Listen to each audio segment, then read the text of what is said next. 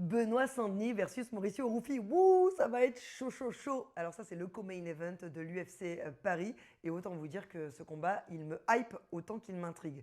Déjà parce que c'est une grosse prise de risque pour le Français, puisque face à lui, il aura un combattant moins bien classé, mais pourtant pas moins dangereux. Mais aussi parce que ça va être la confrontation des grandes écuries.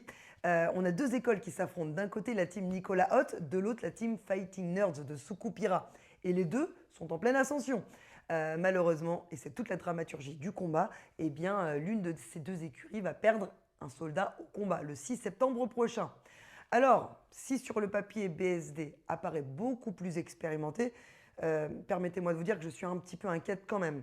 D'un côté, on a le Brésilien Mauricio Ruffi, un striker d'élite qui sait contenir les combattants agressifs grâce à une gestion de distance pointue. Alors vous allez me dire, mais oui, mais de l'autre côté, on a BSD, il suffit de l'amener au sol, puisque c'est son point fort à BSD. Et on ne connaît rien du niveau de sol de Ruffi. Ouais, c'est vrai. Sauf que dans les faits, d'après ses partenaires d'entraînement brésiliens, eh bien, personne n'arrive à amener Ruffi au sol. C'est un enfer. Donc, info ou intox, je ne sais pas, mais en tout cas, c'est ce qui se dit au Brésil. Ce qu'on comprend donc, c'est que Ruffi a les armes pour annuler le jeu de BSD, qui, je vous le rappelle, est un expert de l'appréhension et du sol. On a récemment vu les limites de la stratégie bulldozer à haut niveau. Et clairement, pour Benoît, l'idée maintenant, ça va être de trouver un bon compromis, un bon dosage entre son agressivité et l'aspect technico-tactique. Alors bien sûr, il a pris quelques cours privés en boxe anglaise avec Mariano, une référence de la boxe anglaise cubaine. Mais a-t-il eu le temps de comprendre les notions tactiques derrière la répétition technique? Ce qui est sûr, c'est que ce combat, ça va être l'heure de vérité. Il est évident que Ruffi ne va jamais accepter la guerre avec BSD et il va donc garder la distance.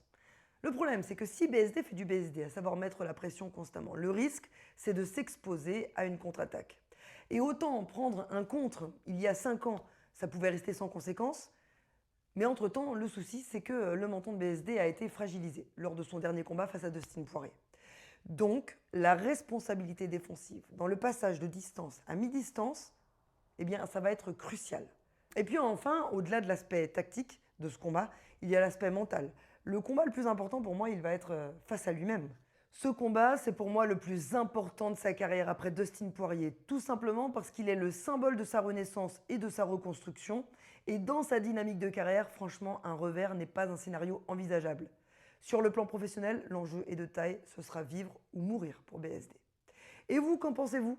Donnez-moi votre avis en commentaire.